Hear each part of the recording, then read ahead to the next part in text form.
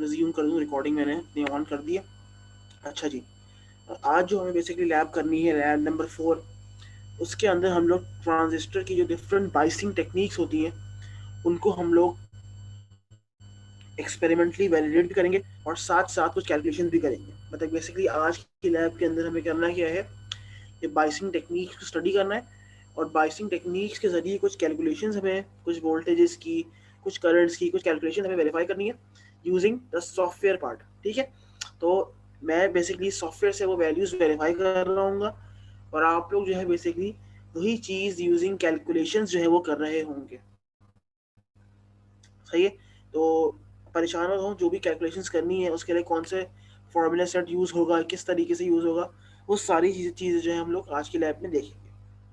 But उन सब चीज़ों की तरफ बढ़ने से पहले आपको ये बात पता होनी चाहिए कि हम लोग ट्रांजिस्टर के अंदर बाइसिंग क्यों कर रहे होते हैं और बाइसिंग होती क्या है।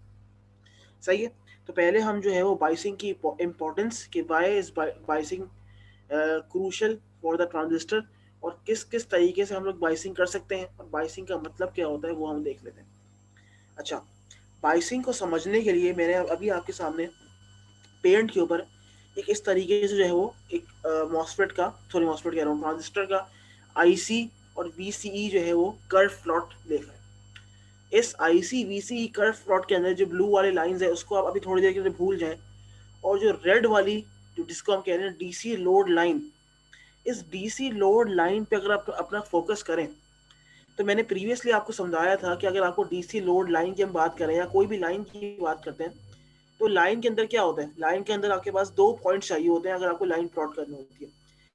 एक मैंने इस पॉइंट पर फोकस किया था, ठीक है, और एक मैंने इस पॉइंट पर फोकस किया था, ठीक है। इसको मैंने कहा था ये है मेरा पॉइंट 1 और दिस इज माई पॉइंट 2। इन दोनों पॉइंट्स को मैंने आपस में ज्वाइन किया, सो मेरे पास एक डीसी लोड लाइन जो है उसने आपके सामने अपनी शक्ल अख्तियार कर ली। जो पॉइंट 1 था, पॉइंट 1 में मेरे पास वीसीई जो था वो 0 है और आईसी जो है वो मैक्सिमम आईसी फ्लो कर रही है। दिस मीन्स कि ये मेरे पास कौन सा रीजन था, ये था मेरे पास सैचुरेशन रीजन। कौन सा था, सैचुरेशन रीजन, जो कि यहाँ पर लिखा हुआ भी है।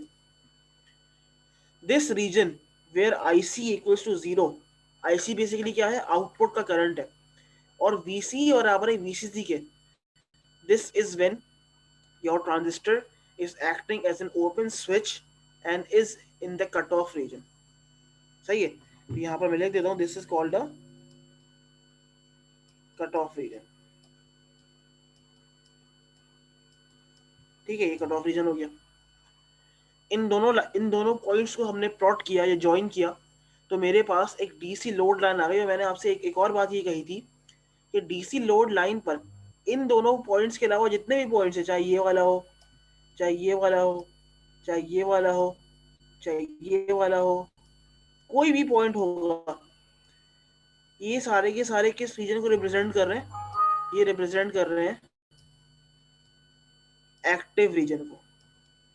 किस रीजन को, एक्टिव रीजन को। और एक्टिव रीजन में ट्रांजिस्टर ऐसा क्या काम कर रहा होता है, कौन बताएगा मुझे।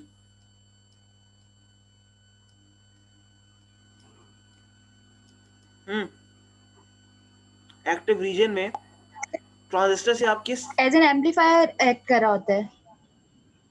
बिल्कुल एज एन एम्पलीफायर काम कर रहा होता है। ठीक है, तो 3 रीजन होते हैं, एक होता है मेरे पास कट ऑफ, एक होता है सैचुरेशन और एक होता है एक्टिव रीजन। और एक्टिव रीजन के अंदर एज एन एम्पलीफायर, जहां पर करंट की एम्पलीफिकेशन प्लस वोल्टेज की एम्पलीफिकेशन दोनों हो रही होती है, वी प्लस आई दोनों हो रही होती है। बट हमने ये बात देखी जो कि जो क्यू पॉइंट होता है, कौन सा पॉइंट होता है, क्यू पॉइंट, वो हमेशा बीच में होता है, इस तरीके से यहाँ पर होता है, क्योंकि यहाँ पर हमारे पास सबसे अच्छी और सबसे बेहतरीन एम्पलीफिकेशन हो रही होती है। सही है, तो क्यू पॉइंट बेसिकली क्या होता है, एम्पलीफिकेशन का वो पॉइंट जहां पर ऑप्टिमम एम्पलीफिकेशन हो रही होती है।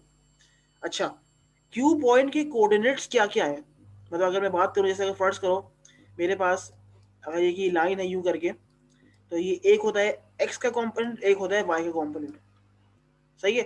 तो यहाँ पर अगर हम देखें तो जो क्यू पॉइंट के दो कोऑर्डिनेट्स है वो क्या क्या है, एक है मेरे पास VCE और एक है मेरे पास IC, जिसको हम लोग VCEQ भी कहते हैं और इसको हम कहते हैं ICQ। Q means these are the coordinates of the Q point। जब भी इसको हमने यहाँ पर Q से शो किए, यहाँ पर भी Q और यहाँ पर भी Q। अब Q पॉइंट अगर आपको सेटल करना है या डिटरमिन करना है, तो आपको एक बात तो क्लियर हो गई कि Q पॉइंट को डिटरमिन करने के लिए आपको VCE चाहिए और IC चाहिए। बात समझ आ रही है कि अगर आपको Q पॉइंट एक ऑप्टिमम पोजीशन पर सेट करना है, so you require VCE and IC। अब ये VCE और IC कहाँ से आएंगे? ये VCE और ये IC आएंगे जब आप अपने ट्रांजिस्टर को बाइस करेंगे। बाइस का मतलब ये होता है कि आप अपने ट्रांजिस्टर को वोल्टेजेस एंड करंट से सप्लाई करते हैं, क्यों? ताकि वो क्यू पॉइंट इस्टेब्लिश कर सके, और जब वो क्यू पॉइंट इस्टेब्लिश करेगा तभी आपका ट्रांजिस्टर जो है वो एज एन एम्पलीफायर काम कर रहा है, बशर्त ये है कि क्यू पॉइंट की लोकेशन बिल्कुल दरमियान में हो जहां पर ऑप्टिमम एम्पलीफिकेशन हो रही होगी। और वो क्यू पॉइंट की लोकेशन किस तरीके से हम सेट करते हैं? By the magnitude of VCE and IC। सही है जी। तो अब अगर कोई आपसे पूछे कि ट्रांजिस्टर के अंदर बाइसिंग की क्या इंपॉर्टेंस है, तो ट्रांजिस्टर के अंदर बाइसिंग की इंपॉर्टेंस ये होती है कि आपको क्यू पॉइंट को सेट करना होता है, और क्योंकि क्यू पॉइंट के अंदर दो चीजें हैं, VCE और IC, वोल्टेज एंड करंट। तो वोल्टेज एंड करंट कोई आसमान से उतर के नहीं आएगा। जब तक आप खुद उस चीज को सप्लाई नहीं करेंगे वोल्टेज एंड करंट से, वो कैसे अपने आप को एनर्जाइज करेगा? सही है। So biasing is important in setting up the Q point, and the Q point is important for the amplification of your, आपसे उससे आप एम्पलीफिकेशन हासिल करना चाह रहे हैं। सही है, ये बात क्लियर हो गई कि बाइसिंग क्यों इंपॉर्टेंट है और बाइसिंग होती क्या है। बाइसिंग इसलिए इंपॉर्टेंट है ताकि आप अपने ट्रांजिस्टर को वोल्टेजेस एंड करंट से सप्लाई से एनर्जाइज कर सकें, ताकि वो क्यू पॉइंट एस्टेब्लिश कर सके और ऑप्टिमम किस्म की एम्पलीफिकेशन जो है वो आप हासिल कर सकें। क्लियर है यहाँ तक? अच्छा जी, ये बेसिकली थोड़ी सी थ्योरी इसको हमने आपको समझा दी कि भाई क्या होती है, क्यों क्यों जरूरी होती है बाइसिंग। अच्छा, अब थोड़ा सा ये पढ़ लेते हैं कि ये क्या कह रहा है, ताकि इसको भी थोड़ी सी हमें बात क्लियर हो जाए। Transistor biasing is the controlled amount of voltage and current that must be given to a transistor for it to produce the desired amplification or the switching effect। जो चीज आप हासिल करना चाह रहे हैं वो बेसिकली इस क्यू पॉइंट के जरिए आप आराम से हासिल कर सकते हैं।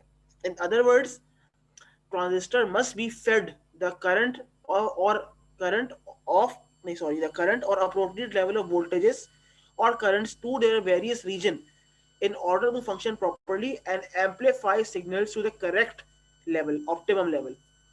This controlled amount of voltage and current fed into different junctions of a transistor is called transistor biasing। सही जी। Without appropriate transistor biasing, the transistor may not function at all or amplify very poorly। अगर आपने सही तरीके से बाइस नहीं किया तो हो सकता है कि ये काम ही ना करे, और अगर कर भी रहा है तो बहुत खराब काम कर रहा है। Such as producing clipping of the signal or produce too low gain। सही है, ठीक है जी। अब कॉमन बाइसिंग टेक्निक से अंदर आप देखें तो आपके पास बेस बाइस है, वोल्टेज डिवाइडर बाइस, इमिटर बाइस, मुख्तलिफ किस्म की टेक्निक्स आपके सामने शो की हुई है। हम लोग जो पहले हम काम करने जा रहे हैं वो हम काम करने जा रहे हैं वोल्टेज डिवाइडर बाइस के ऊपर, कि भाई वोल्टेज डिवाइडर बाइस किस तरीके से काम कर रहा होता है और क्या होता है। ठीक है, वोल्टेज डिवाइडर बाइस जिस तरीके से इसका नाम है, ये बेसिकली अगर आप गौर से देखें तो ये मेरे पास ट्रांजिस्टर लगा हुआ है 2N3904। ठीक है, इसका अगर मैं इसकी तस्वीर को मैं पेज पर ले जाऊं ताकि आप लोगों को थोड़ा सा इसको समझा सकूं।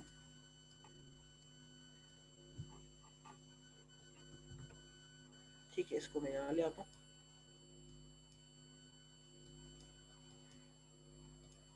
ठीक है,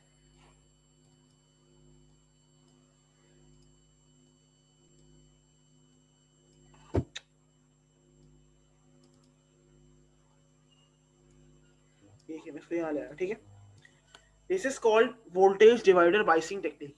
ठीक है, अच्छा अब गौर से देखो, ये कौन सा, ये मेरे पास जो है, this is my base terminal, this is my connector terminal and this is my emitter terminal. ठीक है, और ये है एक एनपीएन ट्रांजिस्टर, क्यों? क्योंकि इसके इमिटर से करंट बाहर निकल रहा है। ठीक है जी। अच्छा, यहाँ पर इसने क्या किया, इसको इसने नाम दिया वोल्टेज डिवाइडर बाइसिंग टेक्निक। क्यों? क्योंकि यहाँ पर इसने दो रेजिस्टर्स के जरिए एक वोल्टेज डिवाइडर की इसने बेसिकली यहाँ पर शक्ल बनाई हुई। क्यों? क्योंकि मेरे पास यहाँ से सप्लाई आ रही है 20 वोल्ट्स, और ये एक सीरीज पाथ है। सीरीज पाथ से क्या मतलब है? सीरीज पाथ का मतलब ये है कि मेरे पास ये करंट यहाँ पर सेम गुजर रहा है, यूं यहाँ पर भी जा रहा है, बट एक बहुत माइन्यूट करंट जा रहा है, जो हम कह रहे हैं नेग्लिजिबल है। इसीलिए हम ये कह रहे हैं कि जो ऊपर सर्किट जो करंट आ रहा है I1, और जो नीचे करंट जा रहा है I2, वो नियरली बराबर है। और जब करंट किसी पाथ में बराबर होता है, दिस मीन्स कि वो पाथ सीरीज पाथ होता है, और सीरीज पाथ में करंट सेम होता है बट वोल्टेज डिवाइड हो रहा होता है। इसका मतलब ये कि जो 20 वोल्ट्स मैंने यहाँ पर अप्लाई किया है, V1 जो यहाँ पर ड्रॉप हो रहा है, और V2 जो यहाँ पर ड्रॉप हो रहा है, ये 20 वोल्ट्स इन दोनों के दरमियान ड्रॉप हो रहा है। इसका मतलब ये है कि V1 प्लस V2 ये बराबर है VCC के। सही है जी। This is called voltage divider biasing technique. यही टेक्निक हमें आज प्रोटीज पर इम्प्लीमेंट करनी है, और कुछ कैलकुलेशन जो है वो मैं आपके सामने भी करूंगा, ताकि आप लोग भी करें उस चीज़ को, और आप लोग मुझे रिजल्ट्स वेरीफाई करेंगे। ठीक है जी। अच्छा, अब वो कह रहा है कि ये कुछ मटेरियल्स हैं जो कि अगर आप लैब में होते तो लैब में आप उसको परफॉर्म कर रहे होते, बट अभी लैब में नहीं है, हम लोग सॉफ्टवेयर पे कर रहे हैं। कह रहे हैं पार्ट 1 जो है वो वोल्टेज डिवाइडर बाइस का डीसी एनालिसिस है। डीसी एनालिसिस का मतलब क्या होता है? डीसी एनालिसिस का मतलब ये होता है कि सारे के सारे डीसी वोल्टेजेस और सारे के सारे डीसी करंट्स, उनको चेक करना कि उनकी क्या वैल्यू आ रही है, उनकी क्या रेटिंग्स हैं। तो इन सब चीज़ों को हम कहते हैं डीसी एनालिसिस। ठीक है, एसी एनालिसिस भी हम करेंगे, बट वो बाद में करेंगे, अभी नहीं कर रहे। अच्छा, कह रहा है पार्ट 1 में कह रहा है measure the values of the resistor used in the circuit shown in the figure 1, record the measured values below। ठीक है, कोई मसला नहीं है। आपने क्या किया, ये आपने कुछ रेजिस्टर्स यहाँ पर यूज किए हैं, 33 के, 6.8 के, 560, तो जो आपने यहाँ पे यूज किए हैं, ऑब्वियस सी बात है कि अगर आप लैब में होते तो मल्टीमीटर से उनको मेजर करते, बट अभी लैब में नहीं है, अभी तो आप घर पे हैं। तो आप क्या करेंगे, जो वैल्यूज यहाँ पर आ रही हैं 33 के, वही आपने यहाँ पर लिख दी। जैसे मैं लिख देता हूँ, 33 के है, इसके अलावा ये 6.8 के है, ये है 560 ओम्स, और ये है 1.5 के। ठीक है, यहाँ तक हमने इसको मेजर कर लिया। Using the measured component values, perform a DC analysis of the circuit shown in the figure 1। This is your figure 1। Record the results of your calculations in the appropriate spaces in the table below। कुछ कह रहे हैं कोई chat box पे?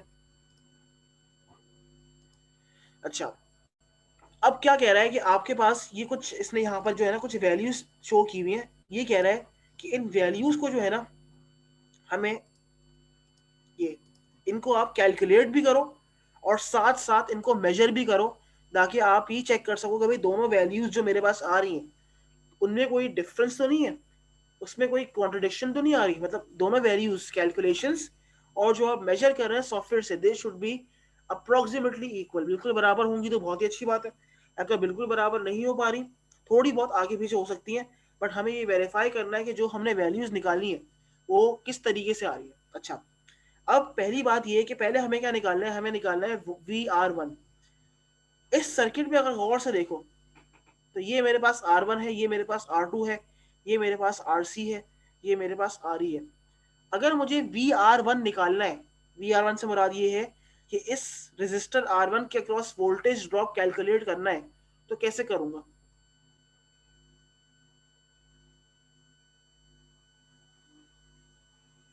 हम्म अगर इस R1 के across मुझे वोल्टेज ड्रॉप निकालना है तो मैं कैसे कर सकता हूँ?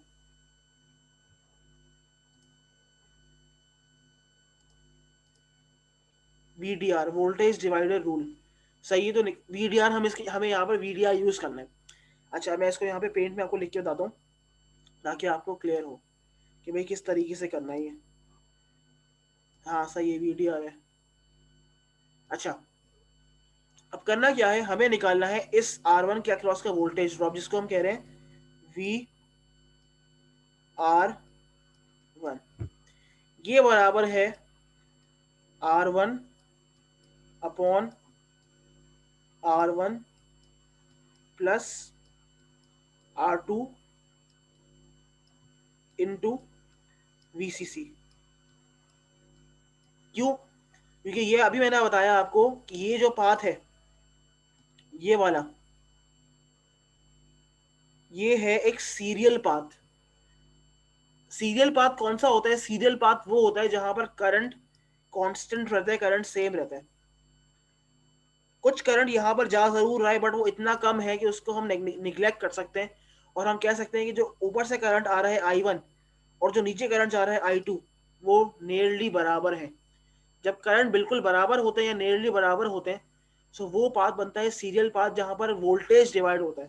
तो हम यहाँ से VR1 निकाल सकते हैं। कैसे निकालेंगे?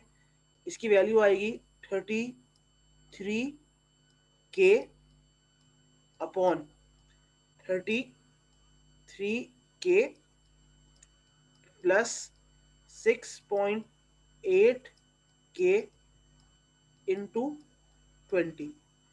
जल्दी से मुझे इसका आंसर निकाल के बताओ कि क्या आ रहा है। तो आपके पास VR1 कितना आ रहा है? जल्दी बताओ निकाल के, कितना आ रहा है VR1?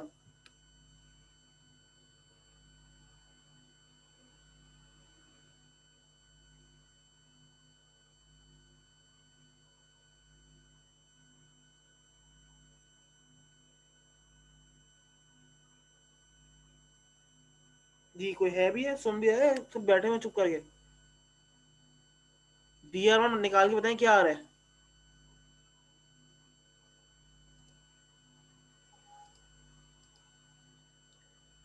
अच्छा, एक ने बताया कि हमारे पास VR1 आ रहा है 156, जो कि गलत है। एक ने बताया 16.59, जो कि सही है।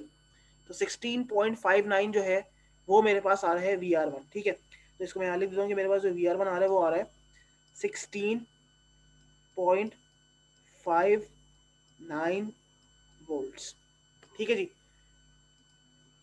16.59 वोल्ट जो है वो मेरे पास VR1 आ रहा है। अब इसको हम वेरीफाई करते हैं कि क्या मेरे पास सॉफ्टवेयर के जरिए भी VR1 इतना ही आ रहा है या नहीं आ रहा। तो ये मेरे जो है आपके सामने, इसको यहाँ पर ड्रॉ किया हुआ है, बिल्कुल सेम सर्किट है। ये मेरे पास VCC है। ठीक है, ये मेरे पास R1 है, ये मेरे पास R2 है, ये मेरे पास 6.8K है, ये मेरे पास 33K है, ये 1.5K है, ये मेरे पास 560 है, 2N3904 मेरे पास NPN ट्रांजिस्टर हमने यूज किया। ठीक है जी, अब हम इसको रन करते हैं और चेक करते हैं कि मेरे पास VR1 के अक्रॉस वोल्टेज ड्रॉप कितना आ रहा है। तो मेरे पास आ रहा है यहाँ पे अराउंड 16.7 वोल्ट्स, तो बिल्कुल सही आ रहा है। इसको हम यहाँ पर नोट कर लेते हैं कि भाई मेरे पास कैलकुलेटेड वैल्यू आ रही है, वो आ रही है 16.59, और मेजर्ड कितनी आ रही है 16.7। ठीक है जी, अब मुझे वो कह रहा है कि आपको निकालना है VB। VB का वोल्टेज कौन सा वोल्टेज है?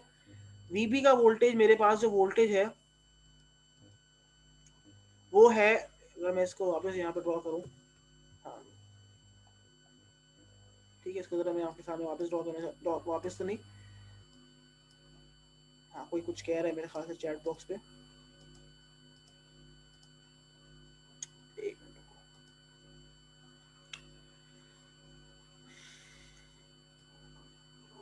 अच्छा, तो अब हमें निकालना है VB। गौर से देखो, ये मेरे पास था VR1 जो मैंने अभी निकाल लिया। दिस इज माय VR2 का वोल्टेज। और VB का वोल्टेज कौन सा होता है? VB का वोल्टेज होता है वो voltage that is between base terminal and ground terminal. सही है, ठीक है। ग्राउंड किस पे होता है? ग्राउंड तो मेरे पास 0 वोल्ट्स पर है, तो बेस जो वीबी वोल्टेज है वो है between the base and the ground. अब और से देखो, बेस तो मेरे पास ये चीज है बेस, ठीक है, इसको मैंने कहा प्लस, और ग्राउंड मेरे पास ये रहा माइनस। तो क्या मेरे पास वीबी जो है वो बराबर नहीं होगी VR2 के? हाँ या ना में जवाब दें कि is VB equivalent to VR2 और नॉट?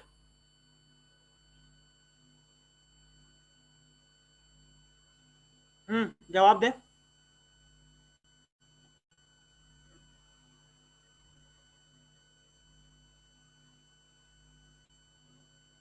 क्या हो गया?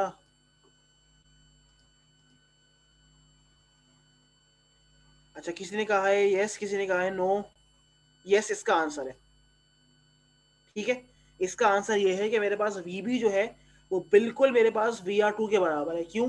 क्योंकि वीबी का वोल्टेज है between ground and base terminal. Base terminal मेरे पास एलोंगेटेड ये रहा, ग्राउंड ये रहा। इसका मतलब है कि वीबी बराबर है VR2 के। तो अगर मुझे VR2 निकालना है तो कैसे निकाल सकता हूं मैं? आसान तरीका ये है कि आप इसको सिंपली 20 से माइनस कर दो VR1 को, या फिर वही करो 6.8 के अपॉन 33 प्लस 6.8 इंटू 20। इसका आंसर बताओ क्या आ रहा है? VR2 का या वीबी का आंसर क्या आ रहा है, बताओ जल्दी।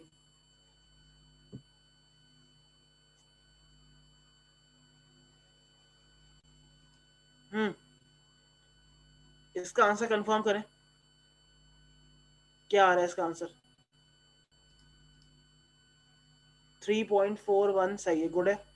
3.41 आ रहा है इसका आंसर, ठीक है। हारिस खान ने आंसर सही दिया है कि आपके पास ये आंसर आ रहा है 3.417 वोल्ट्स। मेरे पास ये आ रहा है, तो मैंने ये नोट कर लिया, ठीक है जी। अब हम चेक करेंगे कि क्या जो हमने कैलकुलेट किया है वीबी वो मेजरमेंट्स में इतना ही आ रहा है या नहीं आ रहा। तो हमने इसको यहाँ पे चेक किया, तो ये मेरे पास कितना आ रहा है? ये मेरे पास आ रहा है 3.32।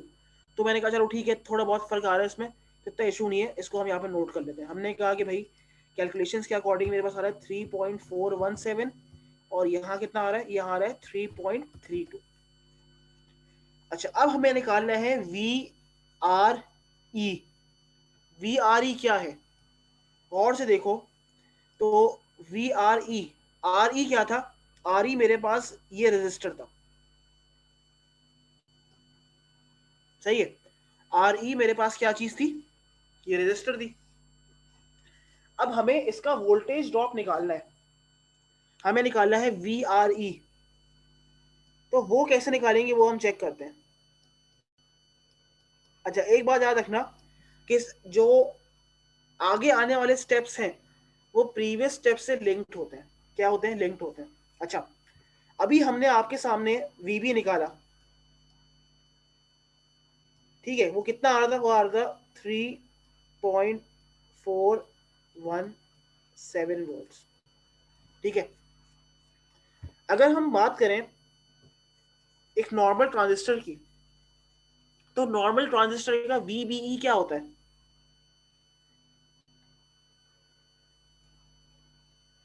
जंक्शन वोल्टेज क्या होता है? Sir VBE। 0.7। हाँ, 0.7। शाबाश, 0.7 होता है, ठीक है। VBE जो होता है मेरे पास वो होता है, VBE की अगर हम बात करें तो वो होता है junction voltage is 0.7 volts. VBE का मतलब क्या है? VBE का मतलब है VB माइनस VE, ये बराबर है 0.7 वोल्ट्स के। अभी हमने ऊपर आपके सामने VB निकाल लिया, उस VB को मैंने यहाँ प्लेस किया। मैंने कहा 3.417 माइनस VE बराबर है 0.7 के। यहां से VE कितना आ रहा है बताओ मुझे। हाँ बिल्कुल, तो VE कितना आ रहा है मुश्तबा, बताओ।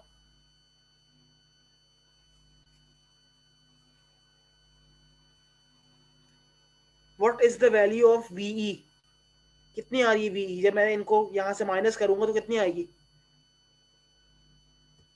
2.7, सही है। तो मेरे पास वैल्यू आ रही है वीई की, कितनी आ रही है, वो आ रही है 2.717, ये वोल्टेज आ रहा है मेरे पास वीई का। अच्छा, वीई का वोल्टेज क्या वोल्टेज है, वीई का वोल्टेज है between the emitter and ground, सही जी। तो इमिटर ये रहा, ग्राउंड ये रहा, तो वीई जो है वो किसके बराबर है, वो बराबर है वीआरई के।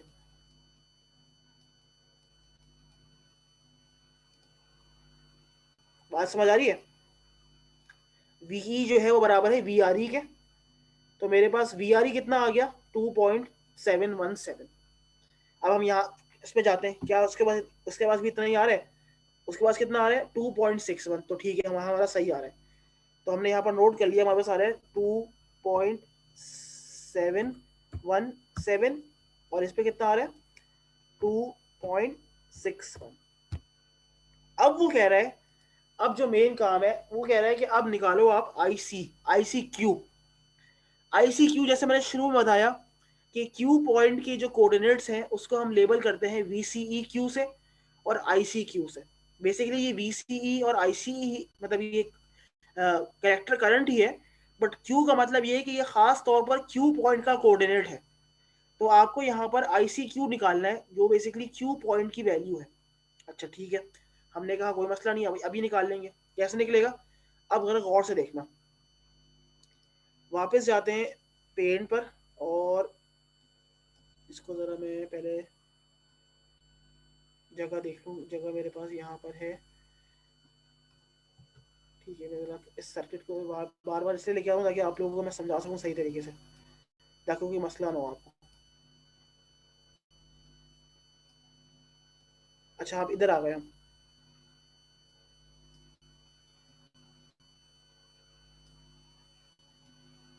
ठीक है जी, इधर आ गए हम। अब वो कह रहा है कि आप निकालो आईसी। अच्छा, उसने मैंने देखा कि आईसी है क्या। आईसी बेसिकली क्या चीज़ होती है, दिस इज आईसी, ये निकालना है हमें। ठीक है, इसको उसने कह दिया आईसी, और साथ साथ इसने कहा कि भाई क्यू पॉइंट का कोऑर्डिनेट है तो आईसी क्यू लिख दो इसको। आईसी निकालने के लिए मुझे आईबी भी चाहिए, सही है, मुझे आईई भी चाहिए, या तो मुझे आपने बीटा या अल्फा गिवन होता तो मैं इनमें से कोई भी एक यूज कर लेता, बट अभी हमें मेरे पास ना बीटा है ना मेरे पास अल्फा है। तो अगर मुझे करंट निकालना है आईसी तो मुझे उसके लिए आईबी चाहिए, मुझे उसके लिए आईई चाहिए, सही है। स्टेप बाय स्टेप चलते हैं, पहले हम निकालते हैं आईई।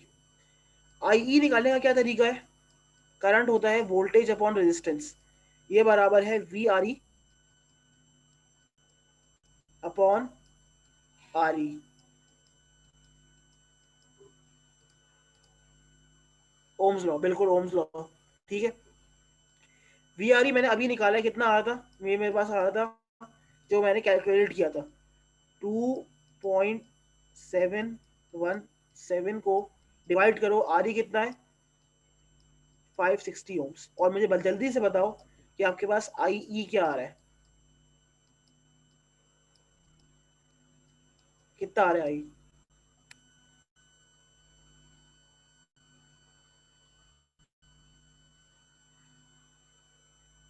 किसी ने निकाला है चैट बॉक्स पे। सर 4.9 मिली आ रहा है। हाँ ठीक है, मेरे पास जो आ रहा है वो आ रहा है 4.852 मिली आ रहा था मेरे पास, ये मेरे पास आ गया आई। अच्छा, अब ट्रांजिस्टर के अंदर आई जो होता है वो बराबर होता है, किसके बराबर होता है, वो बराबर होता है आई सी प्लस आई बी के। ये हमने निकाल लिया, हमें ये चाहिए था, तो हमें आई बी निकालना पड़ेगा। अब आई बी निकालने का एक सिंपल तरीका क्या है, वो ये है, अगर आप गौर से देखो तो इसको मैं शो करता हूँ इस कलर से। ये जो है मेरे पास, ये बना हुआ है एक नोड। क्या बना हुआ है? एक नोड बना हुआ है। नोड पर अप्लाई होता है, क्या अप्लाई होता है? किरचॉफ का करंट लॉ, केसीएल अप्लाई होता है। केसीएल कहता है कि जितना करंट अंदर आ रहा है वो बराबर है करंट जो लीव कर रहा है। इसका मतलब ये कि अगर ये मेरे पास I1 है, ये मेरे पास I2 है और ये मेरे पास IB है, तो I1 किसके बराबर है? I1 बराबर है I2 प्लस IB के। अब I1 निकालना है, तो I1 कैसे निकालेंगे? I होता है V/R, तो I1 मैं निकालूंगा VCC minus VB upon R1, जो कि बराबर है 20,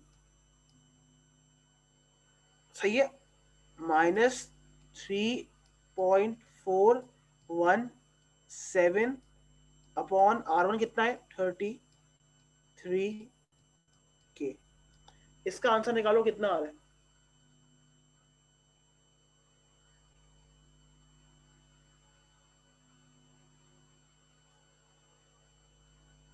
कितना आंसर आ रहा है इसका?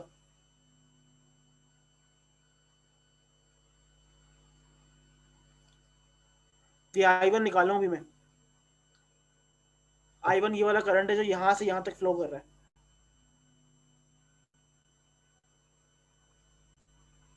जी कितना आ रहा है I1? Sir 5.02 milli ampere. 5.02 milli ampere. वापस करके देखें, मेरे पास उतना नहीं आ रहा।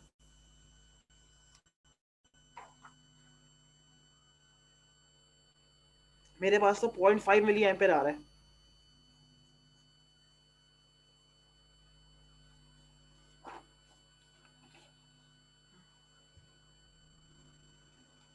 देखो मैं यहाँ पे करके देखता हूँ उसको। 20 माइनस 3.417 डिवाइडेड बाय 33,000 कितना आ रहा है? 0.5025 मिली एम्पेयर्स। सही है, तो ये मैंने यहाँ पर नोट कर लिया। कितना आ रहा है? 0.5025 मिली एम्पेयर, ये मेरे पास I1 है। आइडियली स्पीकिंग I1 और I2 बराबर होने चाहिए, क्योंकि हमने इस पाथ को सीरियल पाथ अज्यूम किया था। तो जब I2 निकालो, I2 भी तकरीबन इतना ही आ रहा होगा। तो I2 हमने निकाला। I2 कैसे निकालेंगे? I2 निकालेंगे VB माइनस ग्राउंड का वोल्टेज जो कि 0 वोल्टेज है अपॉन R2। ठीक है, कितना आएगा? तो मेरे पास I2 आएगा 3.417 माइनस 0 अपॉन 6.8K। ठीक है, यहाँ से निकालते हैं अभी कितना आ रहा है। हमने कहा ठीक है भाई, ये आ गया 3.41। 0.5 जी बिल्कुल इतना ही आएगा। मैं वही बताना चाह रहा हूँ कि क्योंकि हमने इसको सीरियल पाथ लिया था ना, तो ये तकरीबन सेम ही आ रहा होगा। ये देखें बिल्कुल वही आ रहा है। ठीक है, हल्का सा फर्क आ रहा है, वो मैं जब भी मैंने वहाँ पे डेसिमल ज़्यादा लिखे थे। इसका आंसर भी तकरीबन इतना ही आ रहा है। ये आ रहा है 0.5025 मिली एम्पियर। इसका मतलब ये कि मेरे पास जो बेस करंट आ रहा था मेरे पास, वो एक बहुत ही नेग्लेजिबल और बहुत ही नज़र ना आने वाला करंट आ रहा है। सही है, तो अगर मैं कहूँ कि IB जो है वो मैं 0 ले लूँ, अभी मैं सिर्फ 0 अज्यूम करूँ, आएगा नहीं, मतलब बहुत कोई छोटी वैल्यू आ रही होगी, तो IC और IE वो बराबर आ रहे होंगे। क्या ये बात सही है? इससे मेरे इस बात से कौन कौन इत्तेफाक कर रहा है इस बात से? क्योंकि I1 और I2 तकरीबन बराबर है, जिससे IB जो है वो 0 हो गया, और जब IB 0 हो गया तो मैंने कहा कि IC और IE बराबर हो गए। यस क्या सर, ये बात सही है? सेम, ठीक है अप्रॉक्सीमेटली शाबाश। सेम होंगे। बिल्कुल। तो अभी हमने ये जो हमने कैलकुलेट किया, ये हमने कैलकुलेट किया IC ICQ। तो अब हम मेजर करते हैं। मेजर में क्या आ रहा है?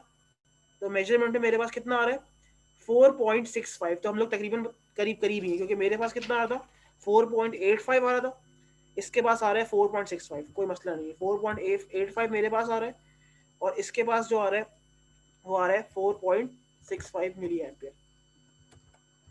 अब कह रहे हैं अब निकालो VRC। अच्छा, अब VRC क्या चीज है गौर से देखो, तो इसको मैं जरा वापस कंट्रोल भी करूं,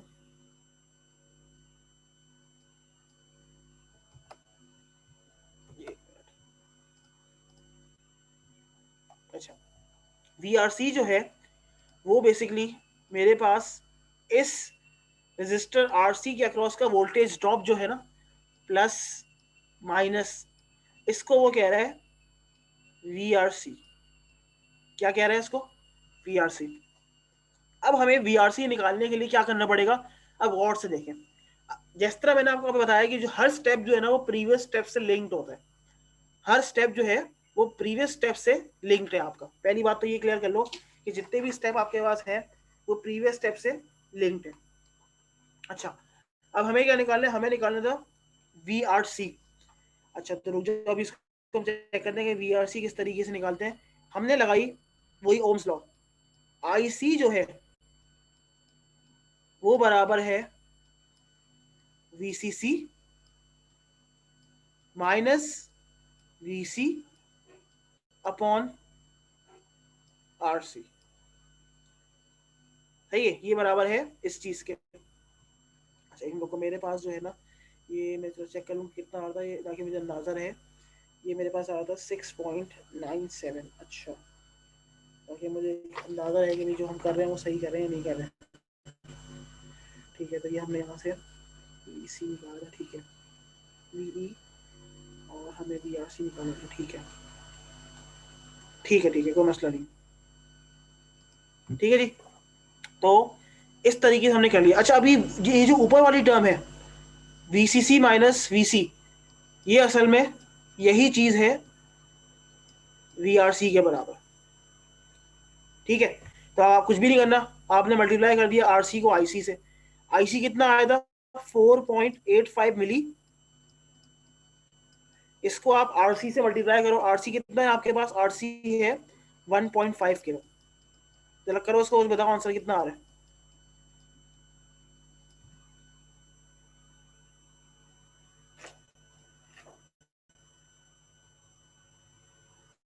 इसको उससे मल्टीप्लाई करो और बताओ कि आंसर कितना आ रहा है।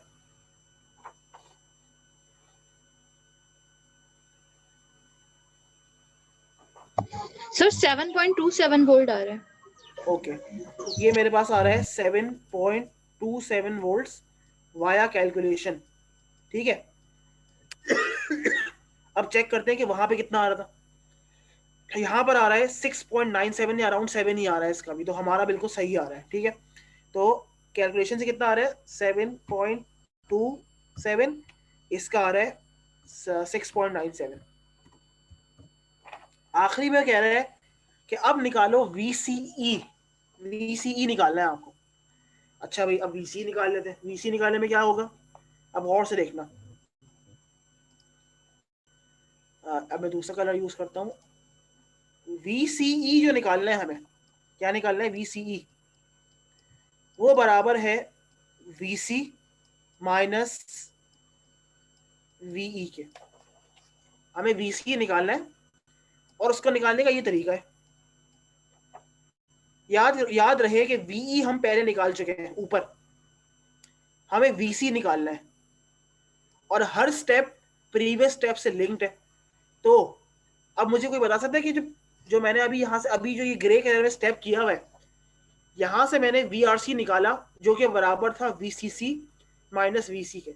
VRC आपके हाथ में है, VCC आपको पता है, तो क्या यहाँ से VC नहीं निकल सकता। कैसे निकालेंगे, VC बराबर है VCC माइनस VRC जो है 20 वोल्ट्स माइनस 7.27, कितना आ रहा है इसका आंसर बताइएगा जरा VC का।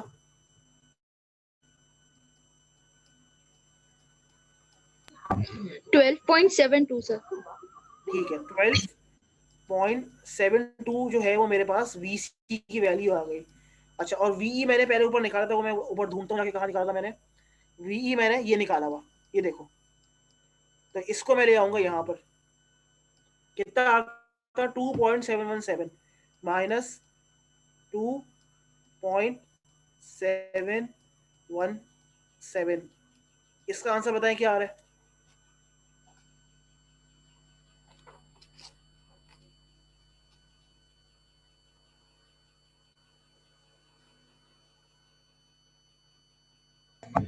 टेन पॉइंट इसका डबल आंसर क्या जीरो आ रहा एट है? 10.008।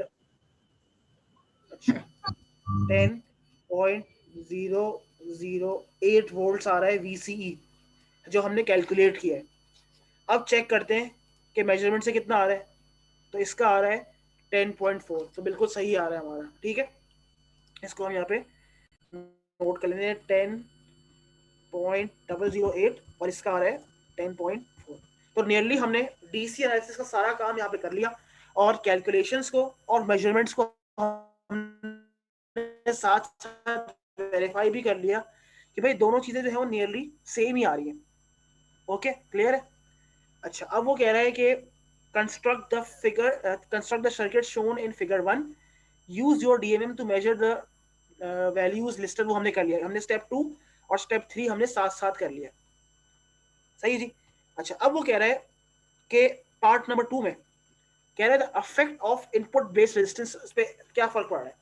कह रहा है अब स्टेप 4 में वो कह रहा है modify the biasing circuit as shown in figure 2। अब फिगर 1 और फिगर 2 में क्या फर्क है। फिगर 1 और फिगर 2 में सिर्फ फर्क ये है कि यहाँ पर जो है ना, इसने R1 और R2 की वैल्यूज को चेंज कर दिया। यहाँ पर R1 था 33 के और R2 था 6.8 के। ठीक है, RC RE सेम है। यहाँ पर इसने R1 और R2 को बिल्कुल चेंज कर दिया, उसने इसको 10 गुना ज्यादा कर दिया। अब ये हो गया 330 के, पहले कितने थे 33 के, अब हो गया 330 के। पहले ये था 6.8 के, अब ये हो गया 68 के। तो ये बेसिकली चेक करना चाह रहा है कि जब मैं बेस रेजिस्टेंस इंक्रीज करूंगा तो उससे मेरे IB पर क्या फर्क पड़ेगा। ठीक है, तो अब वो कह रहे हैं कि अब आपको कैलकुलेशंस नहीं करनी, अब आपको सिर्फ जो है यहाँ पर ये वैल्यूज चेंज करनी है, और यूजिंग प्रोटियस आपने यही काम पूरा वही करना है। मैं अभी कर देता हूँ। इसको मैंने यहाँ पर किया 330 के, और इसको मैंने किया 68 के। इसको मैंने किया ओके, और अब आपने इसको रन करना है, और वही सारी वैल्यूज जो आ रही हैं उसको बस आपने यहाँ पर कहाँ किया, इसको यहाँ पर इन फिल इन द ब्लैंक्स पे फिल करना है आपने। ठीक है जी, पार्ट 3 पे आ जाए। अब वो कह रहा है replace the base biasing resistors with the original values shown in the figure. अब स्टेप पार्ट 3 में कह रहा है कि वापस इनको हटाओ, और जो ओरिजिनल वैल्यूज थी ये वाली, उनको वापस यहाँ पर सर्किट में लाकर रिप्लेस कर दो। कह रहे हैं अब ये कह रहा है स्वैप द 293 and 04 ट्रांजिस्टर्स। अच्छा, अब क्योंकि ये मैं थोड़ा समझा देता हूँ कि इसमें इस पार्ट में बेसिकली करना क्या था। करना ये था कि अगर आप लैब में होते, और ये लैब अगर आप लैब में कर रहे होते, तो मैं आपको मल्टीपल NPN ट्रांजिस्टर्स देता।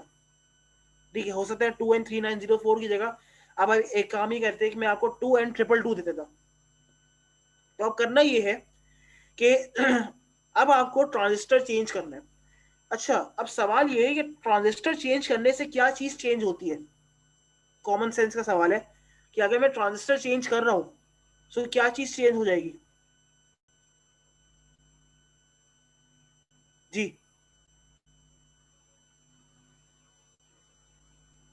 फर्ज करो मेरे पास 2 NPN ट्रांजिस्टर्स हैं।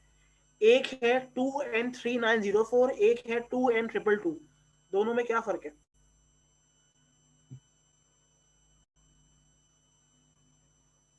जी, कौन बताएगा।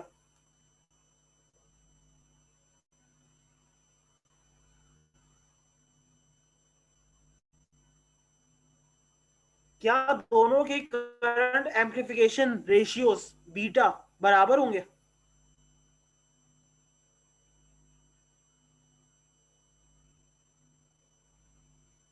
जी जवाब दें, क्या हो गया?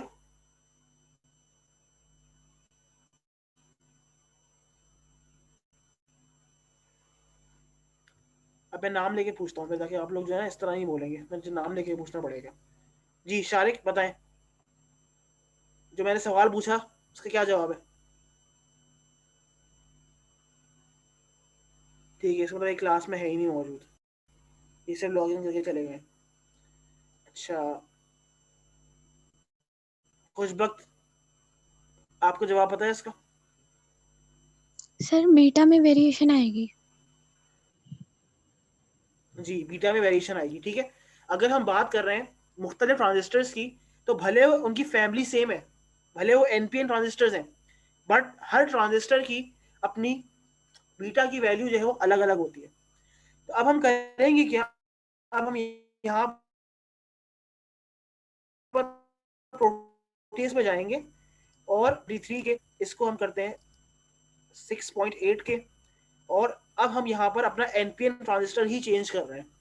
अब यहाँ पर हम लोग यूज कर रहे हैं 2N222, ठीक है। ये मेरे पास ये रहा सिलिकॉन एनपीएन ट्रांजिस्टर, इसको मैंने यहाँ पर यूज कर लिया। और आप ये वाला भी यूज कर सकते हो, कोई मसला नहीं, ये भी एक एनपीएन ट्रांजिस्टर 2N22219। अब मगर अभी हम लोग ये वाला यूज कर रहे हैं 2N222। इसको मैंने ओके किया, इसको मैं यहाँ लेकर आया, इसको मैंने यहाँ से डिलीट किया और मैंने प्लेस कर दिया 2N222। इसको मैंने ज्वाइन किया, ठीक है जी। अब इसको हम रन करते हैं। अब मेरे पास बिल्कुल वैल्यूज जो है वो तकरीबन अलग अलग आ गई, थोड़ी थोड़ी। अब वो क्या कह रहा है कि चेंज कर दिया मेजर वीसीई, स्वैप द, अब क्या कह रहे हैं, रिप्लेस द बेस, वही हमने कर दिया, एंड स्वैप द 2N3902, इसको हमने स्वैप भी कर दिया। कह रहे हैं वीसी मेजर करो and record this value below, then measure VRC and use this value to calculate ICQ, ठीक है जी। तो आपने ये वैल्यूज यहाँ पर रिकॉर्ड करनी है सॉफ्टवेयर से, और इन वैल्यूज की मदद से आपने आईसीक्यू जो है वो कैलकुलेट भी करना है साथ में। तो कैलकुलेशन की आप मुझे यहाँ पर शो करेंगे। और पार्ट या पॉइंट नंबर 6 जो है, उसमें ये तो प्योरली आपके लैब में हो सकता है, तो इसको अभी इस पार्ट को छोड़ दीजिएगा। पार्ट नंबर 6 जो है वो आप लोग छोड़ दीजिएगा, पार्ट नंबर 6 आप लोग नहीं करेंगे क्योंकि ये लैब में हो सकता है, यहाँ पे घर पे नहीं हो सकता। बाकी पोस्ट लैब टास्क है, पोस्ट लैब टास्क आप लोग एक दफा देख लीजिएगा। ये सारे के सारे कुछ क्वेश्चन हैं जो आपको खुद करने हैं, और ये बताना है कि भाई किस तरीके से हो रहा है। What are the common biasing techniques of MOSFET, अभी मॉसफेट की आ गई है बाइसिंग टेक्निक्स, थोड़ा सा उसको स्टडी करना, क्योंकि अब नेक्स्ट लैब से मेरे ख्याल से हम मॉसफेट की तरफ मूव कर रहे हैं। तो ये पोस्ट लैब आप लोग खुद करेंगे सारे, और ये बाकी सारे सवाल जो हैं जो भी आपको लैब में करना है टास्क को मैंने आपको समझा दिया। तो अगर आपको कोई सवाल है आपका तो पूछ लें जी, कोई सवाल है तो पूछ लें।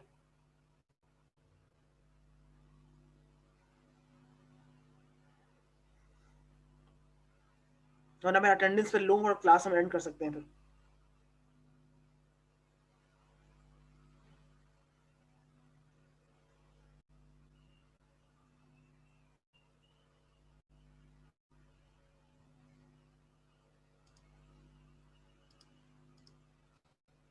ठीक है, क्लियर है। ठीक है, तो मैं फिर अटेंडेंस ले लेता हूँ, ताकि फिर ये कि आप लोग जा सकें। ठीक है, तो ये आप इस तरीके से करके कर लीजिएगा, आसान सी लैब है, इतनी मुश्किल नहीं है। अच्छा जी, हमारे पास थी ईसीडी की आईडी थी ना आपकी, ठीक है, एक तो ये आईडी है इसकी। अच्छा, जो आज लैब नंबर 4 है हमारी, हारिस खान।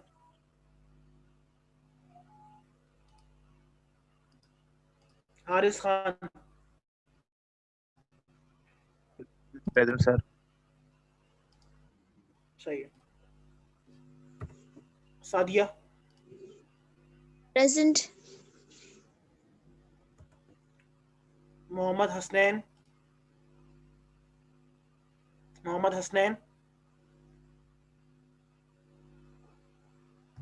रमशा। Present sir. अब्दुल वहाब। जो माइक पे जवाब देगा मैं उसकी अटेंडेंस लगाऊंगा। अब्दुल वहाब।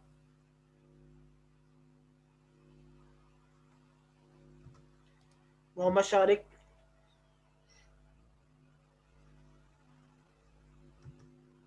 सुहाना,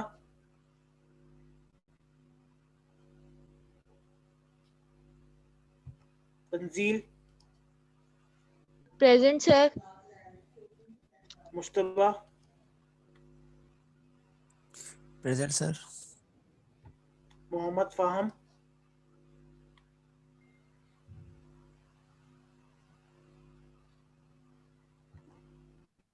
Rana Azhar Abbas, Present, sir. Kashan,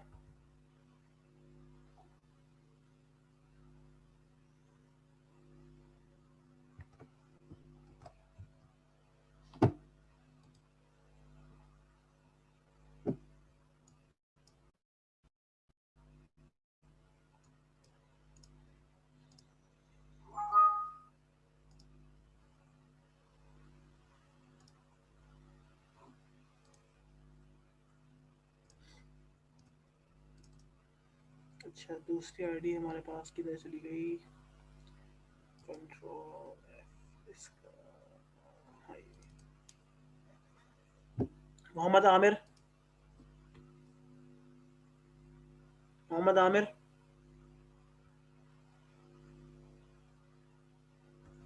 सादेन, Present, sir. Naaz, Naaz, Anas, Present, sir. Daniyal,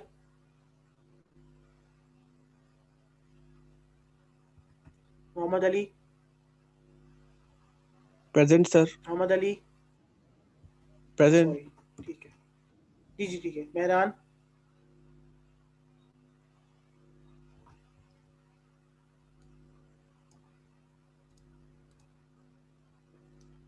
Usama Bashir,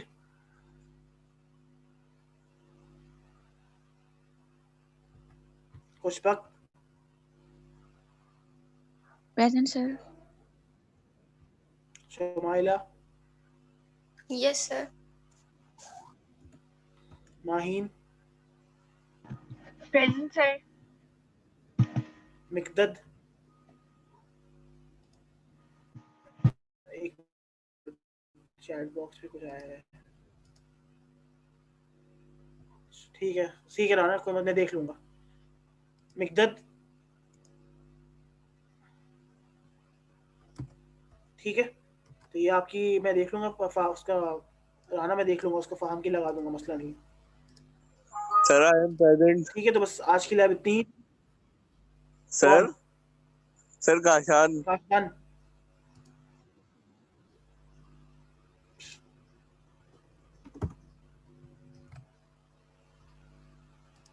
ठीक है बस लगा दी मैंने। और कोई भी और हाल है मेरे ख्याल से, क्या है ये, मास्क की लाइट नहीं है, अच्छा ठीक है देख लेंगे उसको भी। ठीक है भाई, तो ये आपकी आज की लैब थी, कोई सवाल नहीं है तो फिर हम क्लास एंड कर सकते हैं। सर जी सर स्नेह शाहिद प्रेजेंट सर।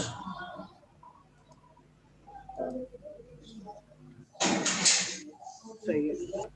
अच्छा बाकी नेक्स्ट क्लास के अंदर जो है ना, मैं आपके अपना थोड़ा सा ये है कि लैब के प्रोजेक्ट के प्रपोजल्स भी तैयार करें, क्योंकि फिर नेक्स्ट लैब या नेक्स्ट वीक के अंदर मैं लैब के प्रपोजल्स भी आपसे डिमांड कर सकता हूँ। तो उसके लिए मैं ये है कि आपका एक वो डाल दूंगा, एक कह सकते हैं कि एक फाइल आपके मैं LMS पे अपलोड कर दूंगा, उसकी अकॉर्डिंगली जो इंस्ट्रक्शंस होंगी उसके अंदर उसको फॉलो करते हुए लैब के प्रोजेक्ट्स जो हैं वो आपको बनाने हैं, तो वो शेयर कर दूंगा आपसे, फिर आप लोग जो है उसके अकॉर्डिंगली काम कीजिएगा। ठीक है, तो मैं नेक्स्ट वीक तक इंशाल्लाह या इस वीकेंड तक अपलोड करके आपको इन्फॉर्म कर दूंगा। ठीक है, कोई और सवाल है किसी का? कोई कंफ्यूजन है, कोई सवाल है तो पूछ लें। No sir. सही है, तो ये फिर लैब कर लीजिएगा। बाकी लैब नंबर 3 की सबमिशन मैंने ऑन कर दिया, आप वो भी देख सकते हैं। उसकी लिंक भी, लेक्चर लिंक है वो भी अवेलेबल है, और सबमिशन भी ऑन कर दी, तो आप लोग टाइमली प्लीज़ जमा करवा दीजिएगा उसको। ठीक है, चलें फिर क्लास को एंड करते हैं, कोई सवाल नहीं है तो। अल्लाह हाफिज़।